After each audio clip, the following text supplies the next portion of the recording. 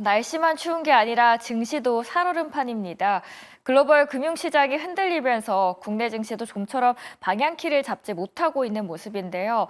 코스피 지수가 2% 이상 상승하거나 하락한 날은 이달 들어 단 한 번도 없었습니다. 그만큼 갈피를 잡지 못하고 있다라는 거죠. 그리고 다음 주 미국 대선을 앞두고 뚜렷한 수급이 나타나지 않고 횡보하고 있다라고 대신증권에서도 분석을 하고 있습니다. 자, 오늘 간밤에 뉴욕 증시 보도록 하겠습니다. 다우는 0.3%, 나스닥도 0.7%, S&P 500도 0.1% 오르면서 3대 지수 모두 상승을 했습니다. 그 안에서 주목되는 실적 발표가 두 가지가 있었죠. 바로 AMD 그리고 알파벳인데요. AMD 실적 예상치를 하회하면서 시간외에서 마이너스 5% 하락하고 있습니다. 반면에 알파벳은 예상보다도 더 좋은 실적을 발표하면서 시간외에서 상승을 하고 있는데요. 더 자세한 이야기는 잠시 후에 들어보도록 하겠습니다.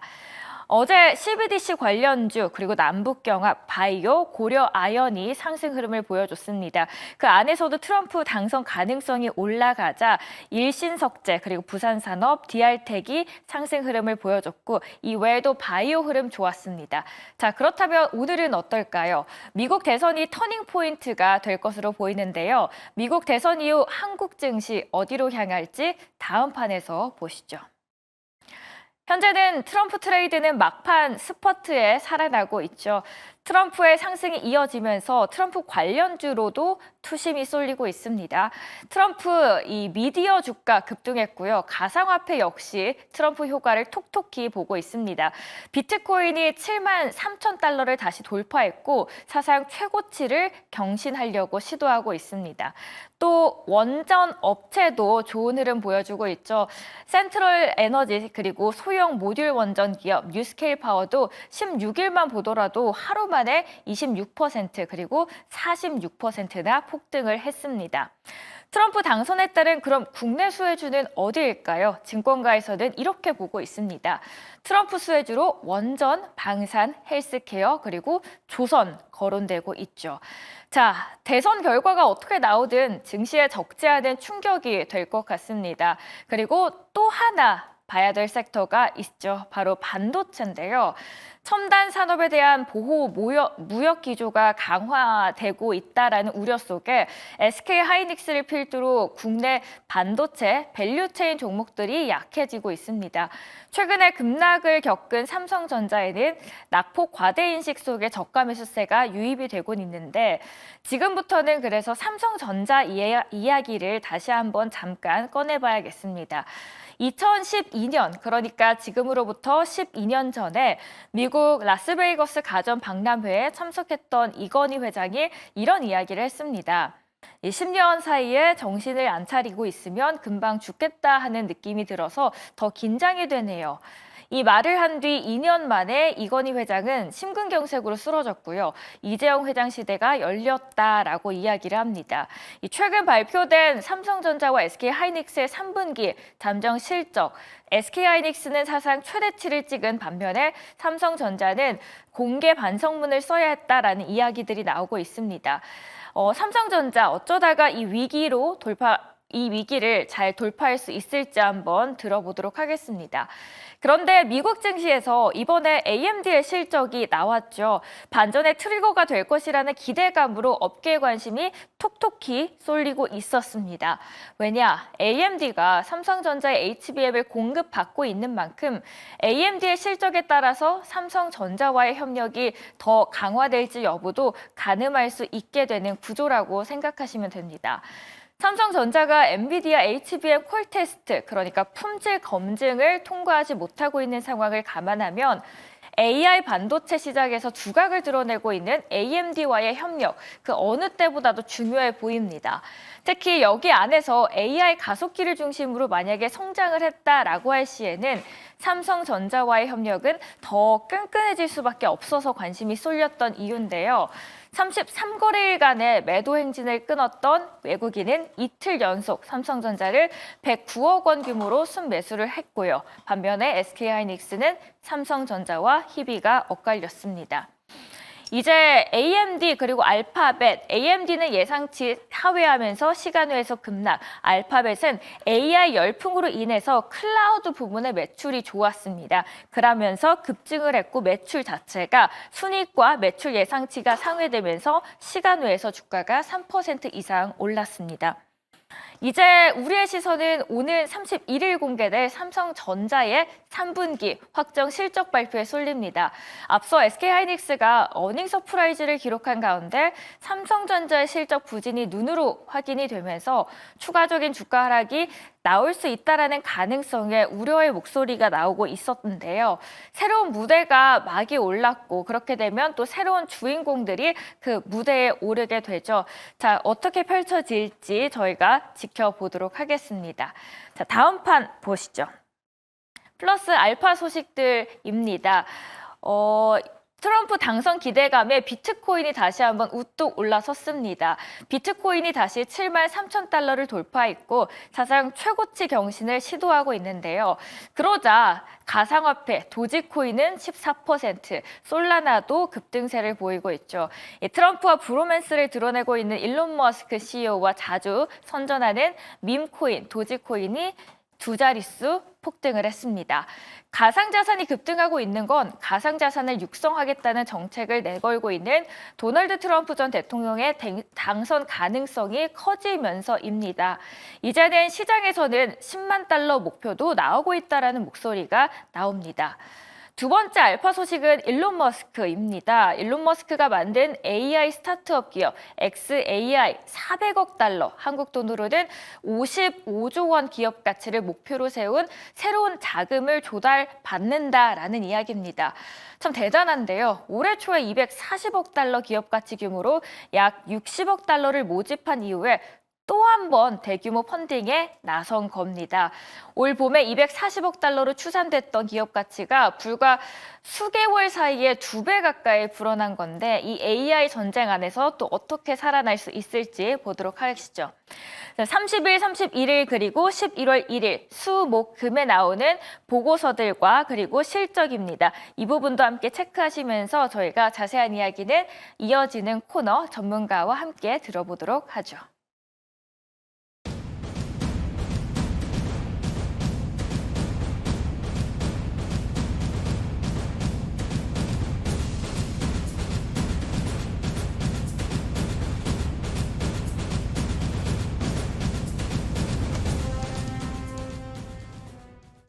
네, 수요일 아침입니다. M인베스트먼트 이주연 대표, 기업공시연구소 변영인 대표와 함께하겠습니다. 어서 오십시오. 네, 반갑습니다. 네, 여러분들 깜짝 놀라셨죠? 우리 박지원 아나운서 오래오래 보시라고 제가 잠깐 양보하고 돌아왔습니다.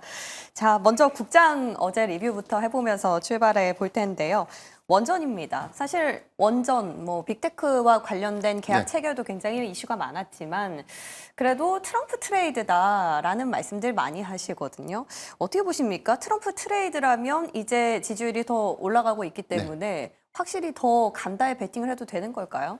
단기적으로는 지금 대선이 한 7일 정도 좀 남았기 때문에 트럼프 트레이딩 효과는 좀 이어지지 않을까라고 좀 볼 수 있겠고요. 다만 우리가 좀 중요한 포인트가 과연 이제 원전이 트럼프 트레이드 효과 또는 뭐 트럼프의 재집권 이후에 정책 수혜로 좀 이어질 수 있는가가 좀 중요하고 그 이외에 글로벌 기조도 좀 중요할 텐데 전반적으로 재집권 가능성들이 좀 높다는 전제 수급이 더 확대되고 있는 측면들은 미국 증시에서도 유틸리티 업종이라든가 원전 업종들이 강한 상승 흐름을 좀 이어가고 있다는 그런 측면들을 좀 대비해 봤을 때 최근 어떤 기조 발언도 있었어요. 이 SMR에 대한 개발을 적극적으로 좀 지지한다는 어떤 메시지가 좀 있었기 때문에 전통적인 에너지를 육성하겠다. 그리고 원전을 확대하겠다라는 어떤 정책 기조가 수의 기대감으로 좀 이어질 수 있는 그런 측면들도 좀 고려를 해야 될 것 같고 두 번째는 빅테크 기업들이 SMR에 관련된 투자를 좀 늘리고 있고 해당에서는 최근에 전력 공급 계약까지 좀 체결을 했기 때문에 가시화된 부분들은 내년부터 본격적으로 SMR 프로젝트가 좀 시작된다라고 좀 봐도 무방할 것 같고요. 전반적인 어떤 보편화된 어떤 이 SMR의 어떤 도입은 한 2028년도에서 한 2032년도에는 좀 가시화된 이 소형 모듈 원전의 어떤 건설이 좀 완료가 된다는 시점에서는 내년부터 수주의 연동성들을 좀 특히 주목해 볼 필요가 있지 않나 좀 보고 있습니다. 국내 증시의 흐름들 좀 봤을 때는 뭐 네. G2파워라든가 BHI, 우진엔텍 같은 기업들이 최근 10거래일간에 굉장히 좀 많이 올랐습니다. 전반적으로 뭐 낮게는 30%에서 많게는 72%. G2파워의 경우는 10거래 한 72%대 좀 급등을 좀 했었고, 두산 에너빌리티가 10거래일 기준에서 한 15%대, 한전기술이 8%대 상승을 하고 있는 그런 측면들을 좀 고려해 보면 일회성 수급보다는 오히려 중장기 관점에 관련된 수주 연동성을 좀 고려할 때 원전 섹터의 경우에는 점진적인 어떤 수급 반영을 좀 해나갈 가능성이 좀 높지 않을까라고 좀 전망해 보겠습니다. 그 가운데서 대장은 두산 에너빌리티로 주셨네요. 네. 물론 뭐 본업에 대한 어떤 정확한 모멘텀도 있긴 하지만, 근데 저는 좀 걸리는 게 지배구조 이슈거든요. 네. 그걸 봐도 두산이 제일 그 지배구조 이슈에 수혜를 받는 기업이다라는 분들도 계시더라고요. 우리가 실질적인 원전 도입, 뭐 국내 경우에도 대형 원전 3기, 그다음에 소형 모듈 원전 4기를 연말에 아마 이 11차 전력수급 기본계획 확정안 좀 발표가 되고 이게 국회 허들을 좀 넘어야 되는 과정도 있겠지만 수주가 좀 본격화되는 과정을 보면 중소형 원전주보다는 한전기술 또는 두산 에너빌리티가 가장 큰 실적 수혜를 좀 받을 수 있는 가능성이 좀 크다라고 볼 수 있겠고 네. 지금 글로벌 SMR 기기에 관련된 프로젝트가 좀 더 보편화되면 내년부터 SMR에 들어가는 이 원자로 모듈에 관련된 공급 수주 그리고 주기기 제작 관련된 전반적인 어떤 기자재 부분들을 좀 공급한다는 관점에서는 두산 에너빌리티가 가장 큰 실적 연동 가능성이 좀 높다라는 점, 이 점도 좀 주목을 해봐야 될 것 같고 최근에 뭐 두산밥켓 관련된 뭐 합병 이슈는 네. 사실 이 부분이 악재로 좀 작용한다고 하더라도 이전 주가에 전 충분히 반영을 좀 했다라고 좀 볼 수 있겠고요. 이 부분에 관련된 학습 효과는 좀 있겠지만 뭐 합병 비율에 관련된 이슈가 아직은 좀 뭐 논쟁이 좀 대상이 될 수 있는 부분들, 향후에 합병이 좀 실패한다고 하더라도 주가에 미치는 영향들은 좀 제한적이다라고 좀 보고 있고 체코 수주도 하나의 노이즈로 좀 작용할 수 있는 부분들도 우려되는 부분들이 있지만 저는 본계약까지는 좀 무난하지 않을까. 그래서 3월에 네. 오히려 본계약 체결 이후에 불확실성들이 좀 완화되는 구간이라면 오히려 원전 섹터가 2025년도에 수주 연동성을 좀 더 확대시키면서 오히려 수급적인 이점을 좀 보일 가능성이 좀 높겠다라고 좀 말씀드리겠습니다. 25년이면 이제 시작이네요. 그죠? 그렇죠. 네. 내년도 상반기. 네. 예, 기대해 보도록 하겠습니다. 우리 이주연 대표님 생각은 어떠세요? 뭐 트럼프 트레이드 수혜로 원전, 방사 뭐 여러 가지 꼽히지 않습니까? 그 가운데서 가장 매력적인 섹터 하나만 좀 뽑는다면요? 일단 단기적으로 그래도 시장에서 좀 꾸준히 연속성을 가지고 가는 섹터는 방산이라고 생각을 하고요. 원전 같은 경우에는 지금 또 트럼프 트레이드 이슈 관련해서 테마성으로 상승이 좀 강하게 붙어졌던 그런 경향이 좀 없잖아 있기 때문에 네. 단기적으로는 좀 대선 이후에는 좀 단기 변동성은 염두에 좀 두셔야 되지 않을까라고 생각을 좀 하고 있습니다. 네. 그래서 그때는 좀 이제 세론 관련해서도 좀 이야기가 나올 수 있기 때문에 그런 것들은 참고를 하시면 좋을 것 같고요. 다만 장기적인 관점에서는 앞서서 대표님께서 말씀을 해주신 대로 좀 긍정적인 이제 그런 전망으로 보고 있는 상황인데 일단은 글로벌 수요 자체가 굉장히 늘어나고 있는 상황이고 원전에 대한 어떤 센티 자체도 굉장히 크게 좀 개선이 되고 있는 상황이기도 합니다. 그래서 원래는 탈원전을 하던 국가들도 탈원전을 해서 이제 친원전으로 돌아서는 뭐 이탈리아나 스위스 이런 유럽 국가들도 마찬가지로 돌아서고 있는 그런 상황이기도 하고요. 그래서 지금 뭐 전환 자체가 굉장히 좀 뚜렷하게 나타나고 있는 흐름이다라는 것들을 확인을 해봤을 때 앞으로의 기조 자체도 여전히 이어질 가능성이 굉장히 높다라고 생각을 하고 있습니다.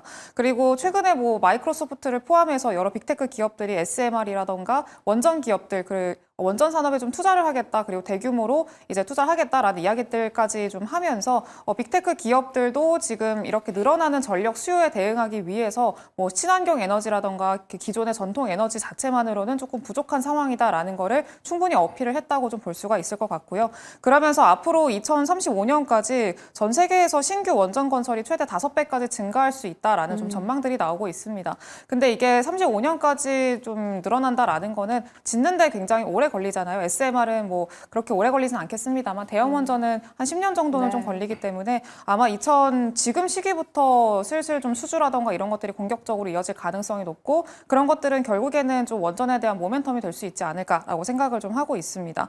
그리고 우리나라가 또 웨스팅하우스와의 어떤 노이즈로 인해서 굉장히 좀 지속적으로 발목을 그렇죠. 잡히고 있는 그런 상황인데 체코 원전 본계약이 내년 3월 정도에 좀 예정이 돼 있습니다. 그래서 아마 그 전에는 이제 웨스팅하우스의 어떤 노이즈도 문제도 아마 우리 그 정부에서 좀 해결하려는 노력들을 좀 보이지 않을까라고 생각을 하고요. 그래도 좀 긍정적으로 해결이 된다라고 하면은 체코 본계약을 이후로 해서 유럽 국가들로 좀 교두보로 해서 좀 추가적으로 진출할 수 있을 만한 그런 상황들이 만들어질 수 있을 거라고 생각을 하고 있기 때문에 내년 상반기 이후를 오히려 더 좀 기대를 가져보시면서 좀 보시는 게 좋지 않을까라고 생각을 하고 있습니다. 네, 그렇습니다. 그럼 관련주는 네, 관련주는 원래는 두산 에너빌리티를 하려고 했었는데 이제 대표님께서 말씀을 통하셨네요. 해주셔가지고 예. 일단 한국전력을 좀 말씀을 드리려고 하는데 한전이요. 네, 한전도 원전 사실 원전 관련주라고 하면 좀 소외돼 있는 종목이긴 합니다만 사실 직접적인 관계가 있는 또 기업이기도 합니다. 우리나라에서 또 에너지 공급을 담당하고 있는 공기업이기도 하고요.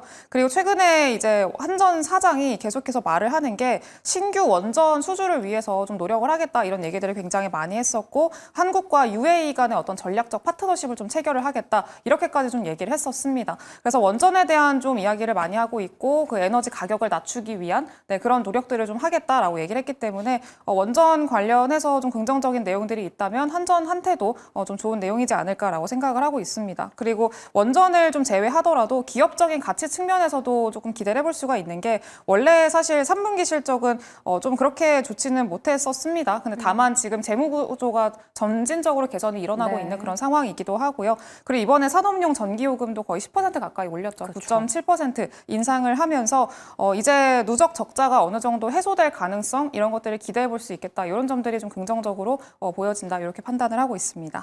원전 관련해서 한전 뭐 KPS라든지 기술적으로 언급해 주실 줄 알았는데 한국전력 그 자체를 보셨네요. 자, 두 분 말씀 종합해보면 결국 그렇습니다. 지금 체코 이슈가 여전히 발목을 잡고 있습니다만 트럼프 트레이드로 일시적인 수급이 훨씬 더 몰리기 때문에 이 모든 것들의 타임라인상으로 좀 지나가고 나서 내년 상반기 이후로는 펀더멘털적으로 좀 길게 접근이 가능하다라는 거였죠. 자, 좋습니다. 원전 여기서 마무리해 보고요.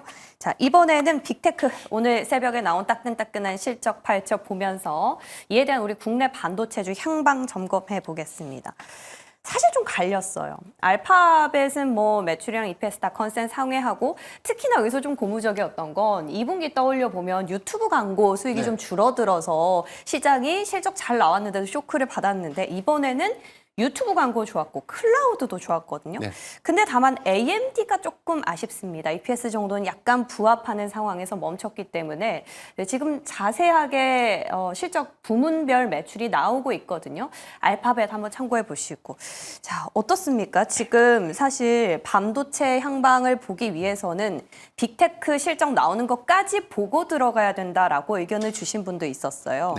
근데 AMD는 삼성이랑 좀 엮여 있어가지고 약간 좀 불안하긴 한데 알파벳만 봤을 땐 나쁘지 않을 것 같거든요. 우선 AMD 실적 기조에서 뭐 3분기 실적이 대체적으로 좀 부합했다라는 평가가 맞는 것 같고 다만 제가 세부 데이터를 정확하게 다 나와 있지 않기 때문에 세부 데이터 상으로 좀 봤을 때는 차기 가이던스, 4분기 가이던스가 중간값에서 시장이 전망했던 내용들보다 조금 하회하는 그런 흐름들 때문에 한 7%대 시간에서 좀 밀리고 있는 것들이 아닌가라 좀 보고 있고 이 부분이 과연 저는 이 가이던스가 그렇게 좀 크게 밀렸다라고 좀 판단은 못했거든요. 그래요? 물론 이제 세부적인 데이터라든가 그런데 이제 뭐 단서가 공급망에 관련된 이슈가 좀 있었기 때문에 실적 발표 이후에 나오는 세부적인 어떤 데이터 또는 어떤 이 컨퍼런스 내용들 이런 것들을 조금 더 체크해봐야 될 부분도 좀 있지만 저는 뭐 일회성으로 좀 작용될 수 있는 일회성 조정으로 좀 작용될 수 있는 역량이지 사실 다음 분기에 이 가이던스를 좀 크게 하회하거나 악재가 좀 발생했다라고는 보기는 좀 어렵기 때문에 조금 더 좀 체크가 좀 필요하지 않나라고 좀 말씀드리겠고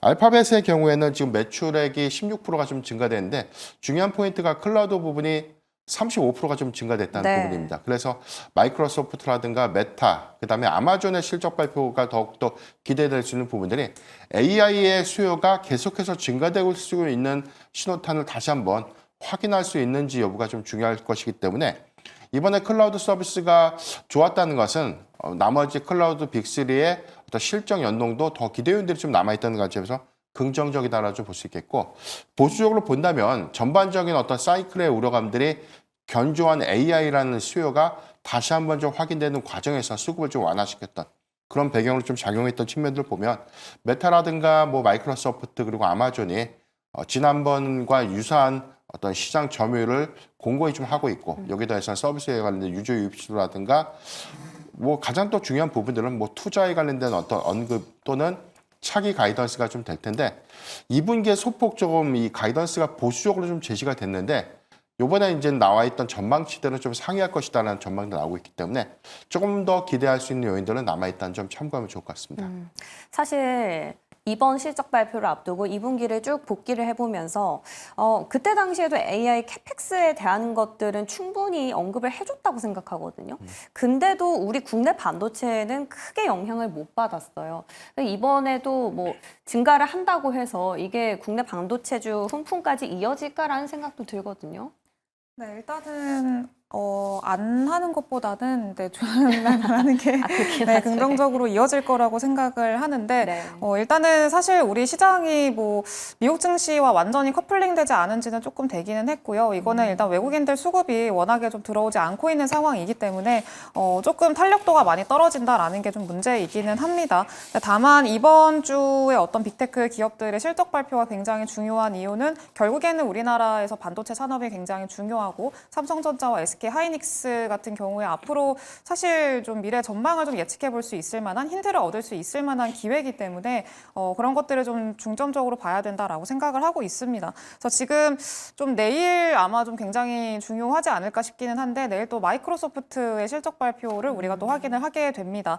네, 근데 마이크로소프트 같은 경우에는 사실 굉장히 대규모의 캐펙스 투자를 발표를 했었고 네. 지금 현재 진행을 하고 있는 중이죠. 그리고 내년부터는 사실 대규모 그 감가상각이 진행이 되기 때문에 그때를 맞이하고서도 계속해서 이런 대규모 캐펙스 투자를 이어갈 수 있을 것이냐에 대한 어떤 톤이나 어조들 이런 것들을 좀 내일 힌트를 통해서 확인을 할 수 있게 된다면은 아마 좀 시장에서는 어떤 센티나 이런 것들이 많이 개선될 가능성을 염두에 둬야 되지 않을까라고 생각을 하고 있습니다. 또 추가적으로 내일은 또 삼성전자의 컨퍼런스 콜도 있잖아요. 그렇기 때문에 이 컨콜에서 그동안에 좀 상당히 비판을 많이 받았었고 이야기가 많이 나왔었던 삼성전자가 뭐 어떤 좀 추가적인 이야기, 긍정적인 이야기들을 좀 해주게 된다라고 하면은 본격적으로 최근에 어떤 흐름을 타서 좀 수급적으로도 바닥을 잡는 그런 과정들을 확인시켜주지 않을까라고 생각을 하고 있습니다. 그래서 이번 주는 사실 좀 변동성이 개별 종목들마다 좀 헷갈릴 거고 그리고 이게 좀 항상 애프터마켓에서 실적 발표를 하기 때문에 빅테크 기업들이 이번 주에는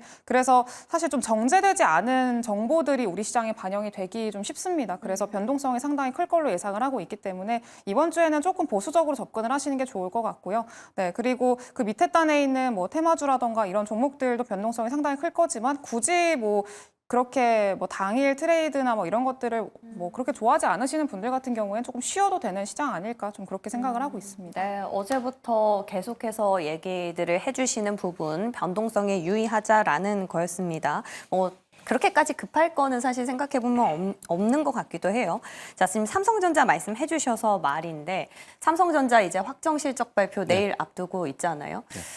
이미 실망감이 다 반영이 된 건지 우리가 어제 시장에서도 그래도 외국인 매수 규모가 크진 않았습니다만 그래도 연속으로 2거래일 정도는 들어왔다라는 것에서 의미를 찾는 분들이 많으시던데 양대장이 참 같이 가긴 이제는 어려운 걸까요? 삼성 사니까 이제 SK는 숏인가요? 사실 삼성전자가 외인 투매가 너무 심했고 사실 네. 반등의 계기가 됐던 게 대만 매체에서 발표했던 엔비디아 퀄테스트 조건부 승인.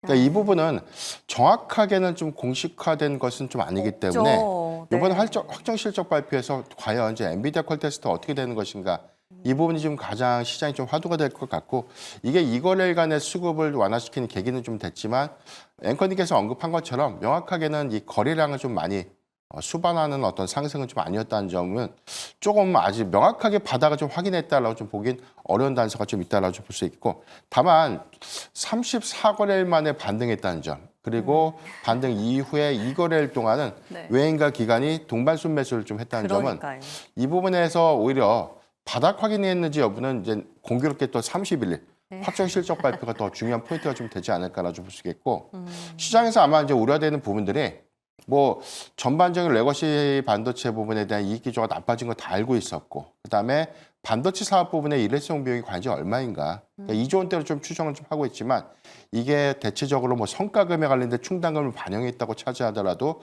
그 규모가 좀 너무 크다는 것이죠. 그래서 저는 뭐 파운드리 부분에 관련된 손실 부분을 3분기에 좀 많이 반영시킬 수 있는 가능성이 좀 더 크다라는 관점에서 힌트를 좀 찾는다면 4분기에는 일회성 비용이 제거되는 효과들 때문에 오히려 영업이익이 3분기보다 더 확대될 수 있는 또 긍정적인 또 요소가 있습니다. 그러니까 이런 포인트도 우리가 좀 주목을 해봐야 될 것 같고 중요한 부분이 엔비디아 콜 테스트가 계속해서 좀 나오고 있는 화두는 네. 지금 레거시 반도체 부분에 대한 수요 위축 이 부분이 고대역 부분에 대해서 시장 진입을 과연 하느냐 이제 이 부분이 관건이기 때문에 정상적으로 HBM3 뭐 12단 모델 이 부분이 4분기부터 공급이 좀 명확하게 되는 시그널이라면 올해 시장이 좀 불확실성들을 좀 완화시키면서 수급이 재차 반등할 수 있는 가능성이 좀 높겠다라 좀 보여지고 중요한 부분은 뭐 구조조정 관련된 이슈, 경영쇄신안 관련된 이슈가 이번 메시지에서는 좀 강도 높게 좀 나와준다면 아이고. 시장이 오히려 네. 리스크 요인보다 오히려 이제 기대 요인으로 좀 작용될 수 있는 그런 긍정적인 측면을 좀 기대해 보자라고 좀 판단해봤습니다. 이 느낌 마치 인텔 같네요. 그죠? 구조조정 나오고 그렇죠. 나서 또 네. 급등을 하는 뭐 어쨌거나 이래저래 좀 고민이 되는데 또 오늘 새벽에 오면서 보니까요. 이번 조건부 승인에 대한 게 8단이 아니라 12단일 수도 있다라는 그야말로 설이 있습니다. 아직까지 삼성전자에서 어떠한 확정적인 코멘트도 달지 않았지만 그래도 확정 실적 발표를 앞두고 무언가 코멘트를 해줄 것이다라는 기대감들이 이제 형성되면서 수급으로 같이 영향을 주는 것 같아요. 네. 뭐 여기에 대한 기대감을 걸 거는 아니겠죠, 그렇죠? 만약에 그게 맞다면은 뭐 사실 엄청난 건데. 네, 그러면 엄청난 거라고 생각을 하는데 일단 그거는 좀 지나가봐야 아는 거기 때문에 네 근데 사실 삼성전자가 지금 그런 좀 어떤 시장에서 놀랄만한 그런 신규 모멘텀이 지금은 좀 필요한 시기가 아닐까라고 생각을 하고 있기는 합니다. 어쨌든 앞서서 말씀을 해주셨던 대로 이번 컨퍼런스 콜에서도 좀 그런 이야기들 뭐 엔비디아와 관련된 내용들 시장에서 기대하고 있는 것들은 어떻게 진행이 되고 있는지 그리고 조건부 승인에 대한 어떤 이 조건이라는 게 대체 뭔지 이런 것들도 어느 정도 좀 공개를 해준다라고 하면은 시장에서는 좀 삼성전자에 대한 좀 신뢰도나 이런 것들을 다시 회복하는 과정을 또 거칠 수가 있기 때문에 그런 것들은 긍정적일 수 있을 거라고 생각을 하고 있고요. 다만 지금 당장의 어떤 상태로 좀 생각을 해본다면은 당장 지금부터 뭐 V자 반등으로 해서 뭐 쭉 올라갈 거다 이렇게 기대를 하기는 조금 어려울 것 같고요. 네. 한 6만 원 정도, 6만 원에서 6만 5천 원 정도 사이에서 이제 박스권의 상단을 잡고 조금 박스권을 유지하는 그런 모습들이 나타나지 않을까라고 생각을 하고 있습니다. 네, 그래서 일단은 바닥을 잡아 나가는 과정을 지금 확인을 하는 게 지금은 좀 중요하다라고 생각을 하시면 좋을 것 같고요. 역시나 지금은 실적에 대한 어떤 가시화가 빠르게 이뤄지고 있는 기업이 또 SK 하이닉스이기도 하기 때문에 SK 하이닉스를 중심으로 지금은 좀 보시는 게 좋을 것 같고 이번에 빅테크 기업들의 어떤 좀 긍정적인 어떤 가이던스라던가 그 긍정적인 좀 분위기가 형성이 된다라고 하면은 당연히 좀 직접적으로 SK 하이닉스 중심으로 좀 매수세가 유입될 가능성을 충분히 좀 기대를 해볼 수가 있기 때문에 SK 하이닉스의 속도가 조금 더 빠르지 않을까라고 생각을 하고 있습니다. 그래서 SK 하이닉스는 계속 좀 보셔야 될 것 같고 SK 하이닉스의 밸류체인 쪽에서 뭐 어제는 주성 엔지니어링이 실적도 괜찮게 발표를 했었고 좋았더라고요. 자사주 매입도 이제 발표를 하기도 하고 그랬기 때문에 일단은 그런 기업들까지도 한번 좀 관심 있게 보시면은 좀 괜찮지 않을까 그렇게 생각을 하고 있습니다. SK 하이닉스는 충분히 앞으로 탄력이 있을 것이고 삼성전자는 6만 원, 6만 5천 원 정도 와서 약간 쉬어갈 수 있다. 그만큼만 와도 좋겠네요. 그렇죠? 예, 좋습니다. 자, 이렇게 해서 두 분 어쨌거나 공통적인 건 내일 실적 발표에 대한 기대감을 갖고 있다라는 것 같아요. 실적 한번 눈여겨보시기 바라면서 반도체는 여기서 정리해 보고요. 자, 그다음 섹터 넘어가 보겠습니다. 자, 게임주가 좀 궁금한데요. 외자 판호 이슈도 있었고 뭐 실적에 대한 희비는 좀 엇갈릴 수 있기 때문에 옥석을 가리자라는 부분도 있습니다만 지금 워낙 변동성이 심하다 보니까 개별적으로 반응을 빨리 할 수 있는 섹터가 또 게임이지 않을까라는 생각도 들거든요. 어떻게 보십니까? 일단 2분기와 결은 좀 비슷하지 않을까. 실적 차별화는 좀 더 명확하게 좀 이루어지지 않을까라고 볼 수 있겠는데 지난 상반기에 크래프톤의 경우에는 2분기 실적, 2분기에 예측치보다 더 상회됐던 실적 발표를 했고 이 부분이 3분기까지도 좀 이어질 수 있는 부분들. 그래서 저는 게임주의 경우에도 몇 개 안 되는 종목들이 역시나 실적 기대감 좀 갖는 반면에 반대로 신작 출시가 좀 늦어지고 이익 기조가 개선되지 못했던 그런 기업들의 경우에는 3분기도 좀 쉽지는 않겠다.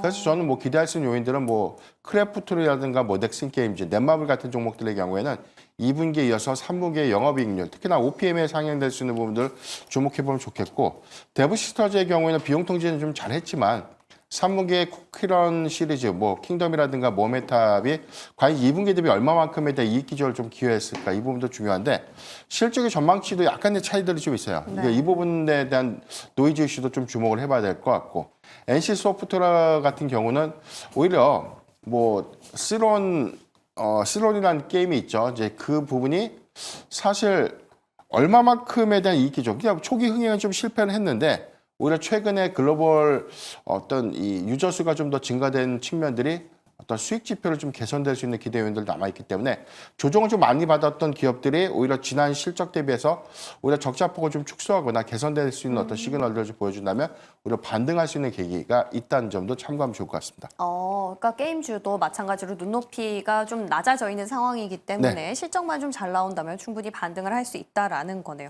끝으로 방산, 앞서 코멘트 주셨기 때문에 그 부분 짧게 좀 짚고 가면요.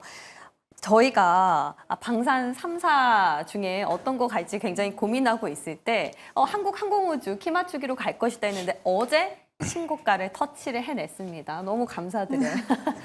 자, 근데 네. 앞서서 이제 트럼프 트레이드 관련해서 의견 여쭤봤을 때 방산도 원전이랑 좀 비슷하게 얘기를 해야 될까요? 중소형주 짧게? 방사는 그렇게 생각을 하셔야 될 것 같고 짧게요. 다만 네, 3사 같은 경우에는 계속 좀 연속성을 가져갈 수 있을 거라고 생각을 하기는 그래요? 합니다. 근데 네. 다만 LIG넥스원이나 현대로템 같은 경우에는 이 11월 달에 그 MSCI 지수 편입에 대한 기대감으로 올랐던 것도 없잖아 있기 때문에 이 어떤 그 이벤트가 끝나고 나면은 그 두 종목 같은 경우에 조금 차익 실현 물량들이 나올 수 있다라는 것들은 좀 염두에 두셔야 될 것 같고요.